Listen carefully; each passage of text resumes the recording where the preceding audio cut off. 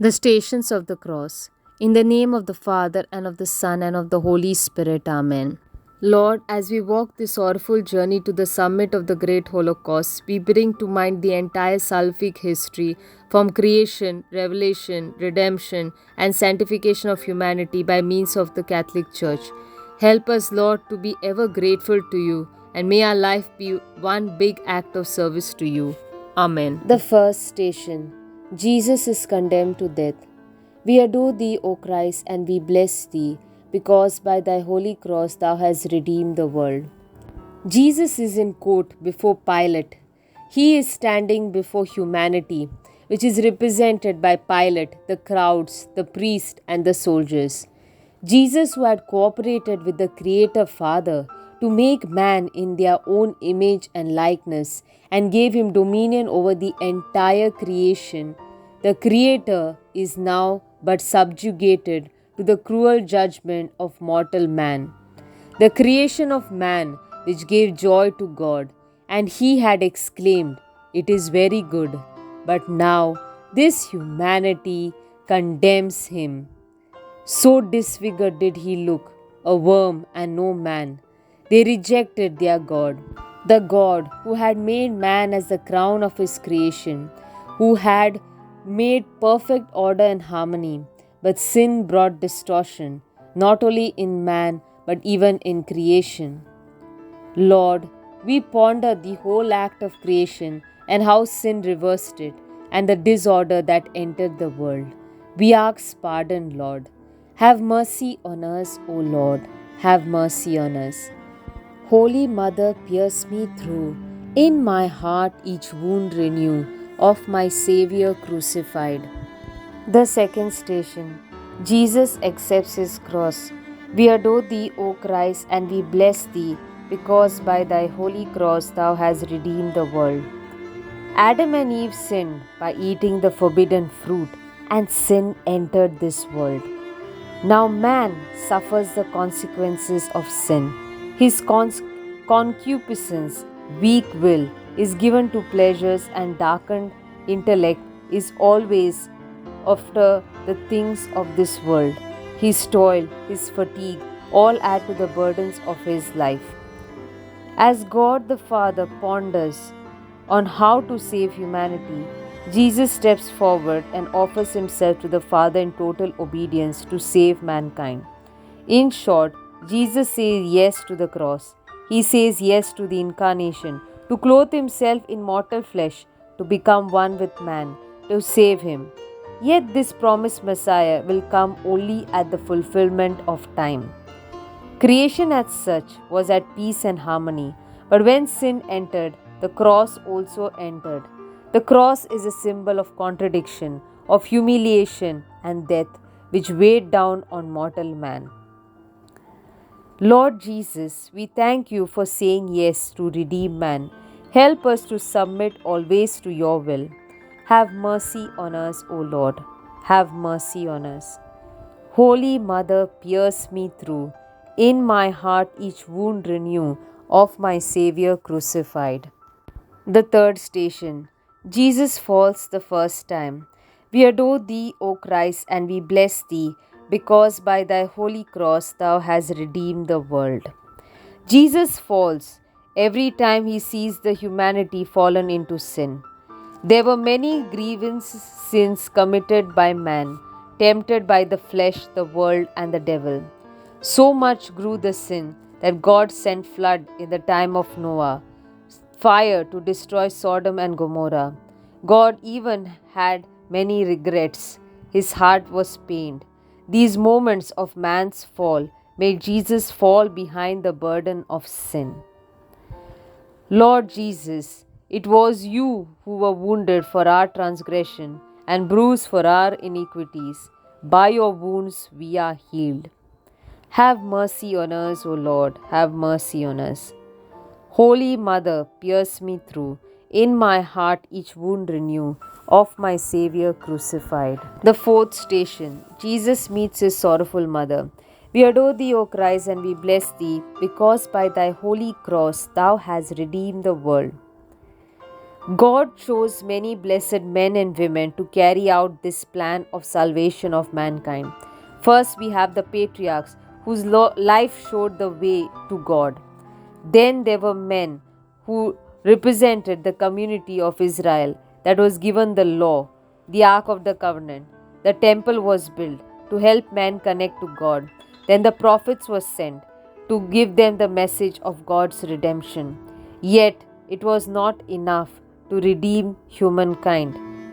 So God prepared the holy vessel of Mary, who was the most perfect disciple and the chosen vessel of God, to be the co-redemptrix, to suffer spiritually in the passion for the salvation of mankind. Mary, in a way, represents the patriarchs like Abraham, the father of faith.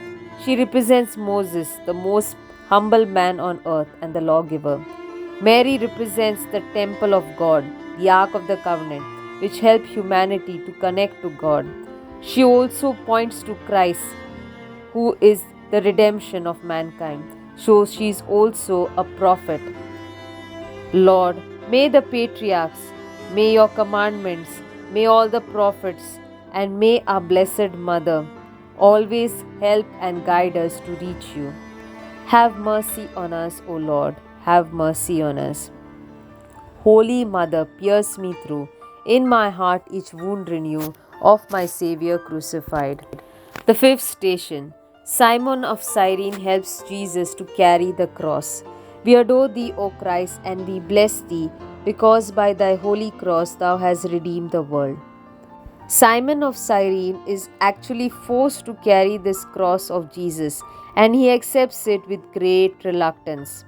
Simon of Cyrene represents Israel, who were reluctant to follow the law of God and sinned by committing idolatry and disobedience. So God was never pleased by their half-hearted worship and sacrifices and holocausts. God had given them judges, kings, leaders, and even fought their battles for them, for they were weak human beings with a weak nature inclined to sin. Yet they never were grateful to God and kept falling in their sinful ways. Lord, help us to obey your commandments and render you perfect worship.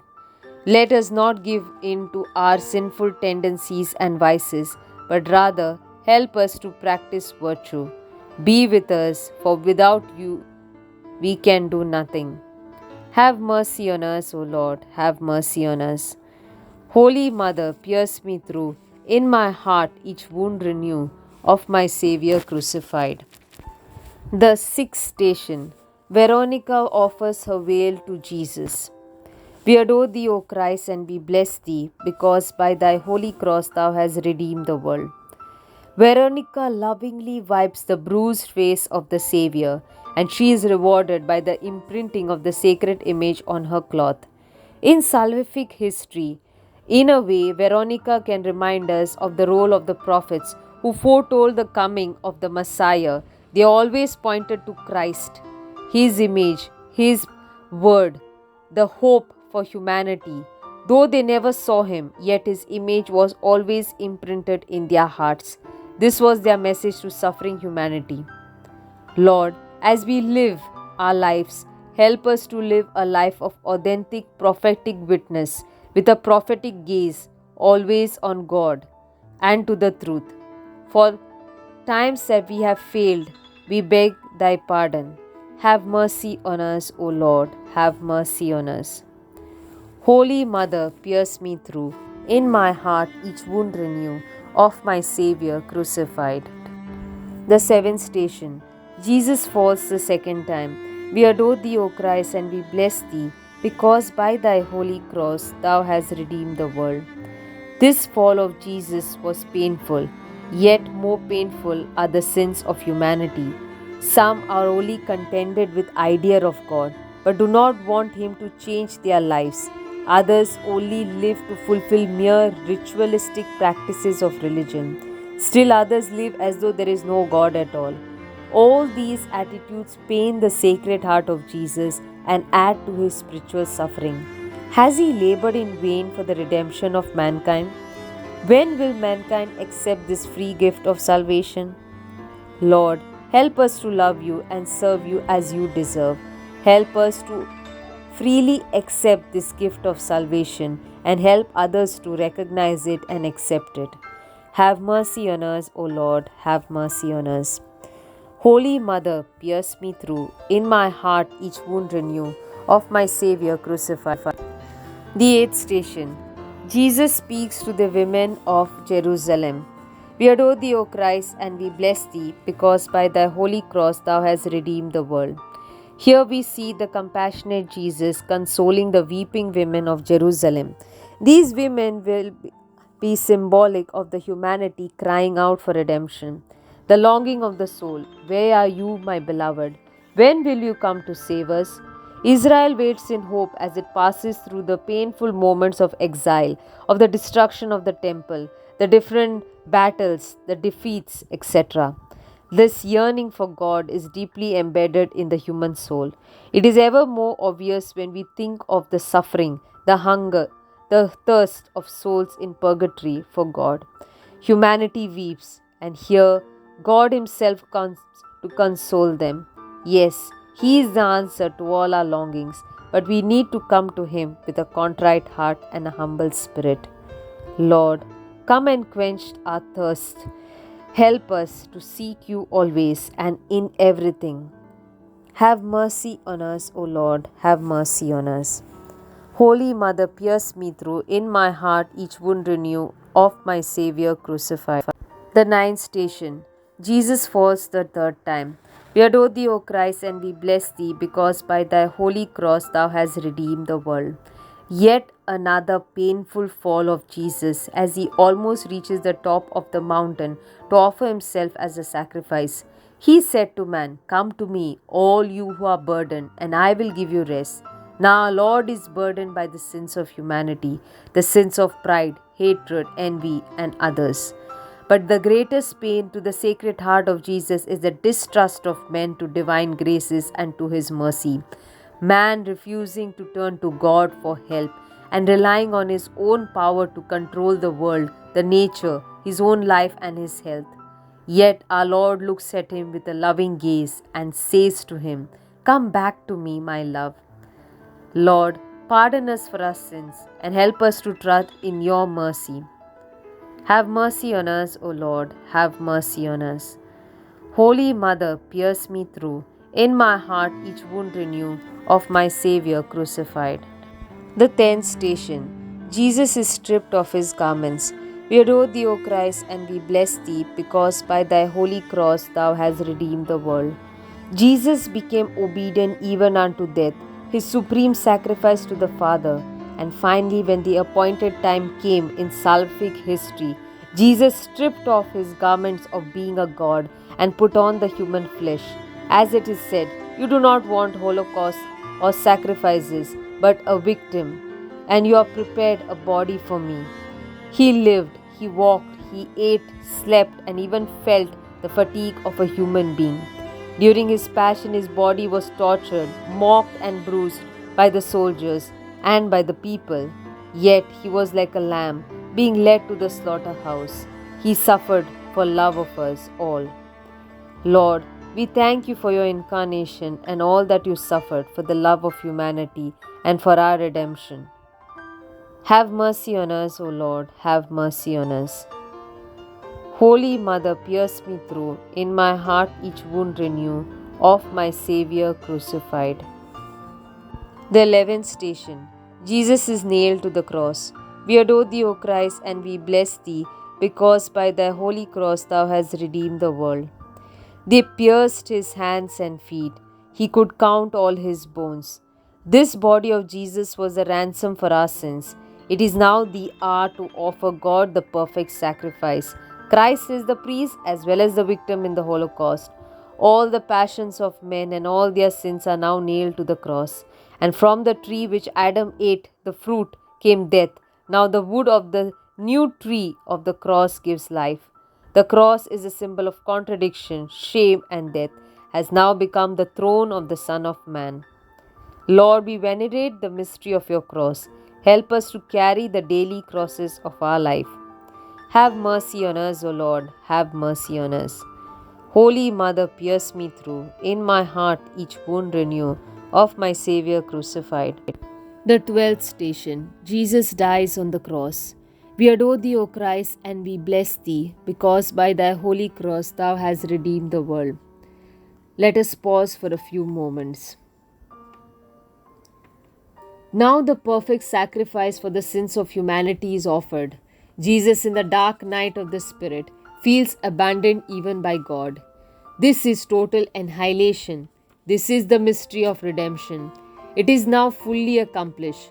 God on his throne of the cross, the new Adam who atones for our sins, alone with Mary, the new Eve who offers Jesus her Son to the Father. She too suffers in spirit. The temple curtain is now opened. Jesus has now made a way for humanity to reach the Father. Here the sanctifying graces flow. Here the divine mercy of God floods the earth. And a new dawn is brought about in the history of mankind.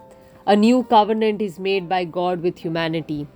Lord, as we contemplate the mystery of your death, grant us the grace of self-annihilation in total love and service towards our neighbors. Have mercy on us, O Lord, have mercy on us. Holy Mother, pierce me through. In my heart each wound renew of my Saviour crucified. The 13th station. Jesus is taken from the cross. We adore thee, O Christ, and we bless thee, because by thy holy cross thou hast redeemed the world. The lifeless body of Jesus is now in the arms of the Blessed Virgin Mary, her heart pierced with sorrows. She gives a message to humanity. Look at my Son, what love has done to him. This is the price for your redemption. Behold him bruised, pierced with a lance, and now lifeless and cold. Mary, the mother of Christ and the mother of the Church, stands beneath that cross, the symbol of the Church, which like Mary points to Christ alone.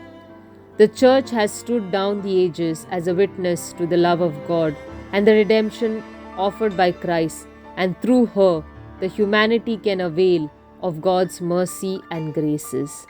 Lord, we thank you for your Mother Mary and for Mother Church, who are always leading us to you and helping us to benefit from the graces that you offer. Have mercy on us, O Lord, have mercy on us. Holy Mother, pierce me through. In my heart each wound renew of my Saviour crucified. The 14th station. Jesus is laid in the sepulchre. We adore thee, O Christ, and we bless thee, because by thy holy cross thou hast redeemed the world. Jesus is placed in this tomb. Adam's sin brought death into this world, and the earth itself became a burial ground. Now Christ, the Creator and Redeemer, is placed hurriedly in the tomb that was not even his own. Yet this is not the end. What may seem like a defeat is but a glorious victory which will be manifested on the third day at Easter dawn. Death is conquered. There is hope for humanity. This tomb of Jesus is very symbolic of the sacraments and graces that are bestowed on the humanity through the medium of the Church. In baptism, we die and are buried in Christ. In the Eucharist and the Holy Confirmation, the tomb of our heart and soul are sealed with the presence of Christ. In the anointing of the sick, it is Christ who heals us with his healing power. He will enter the tomb, which is our mortal body, and provide us healing. In the holy orders and the sacrament of matrimony, it is Christ whom we take as our companion, and with him in the tomb of our hearts, we witness to him alone by the vocation of our lives. Lord, help us to nourish our spiritual life by the sacraments offered by your Church. Have mercy on us, O Lord, have mercy on us. Holy Mother, pierce me through. In my heart each wound renew of my Saviour crucified. Concluding prayer. O Lord, as we have walked through the salvific history, through the way of this cross, may we learn to love Jesus more closely and surrender to him more fully. Our Holy Mother, we ask you for interceding for us, to lead us always to Christ and the bliss of heaven. May we always have love for our Mother Church, who nourishes us with the graces of the redemption, and of mercy and forgiveness. Help us to benefit by all that our church offers to us, and may we always be grateful to you. We make this prayer through Christ our Lord. Amen.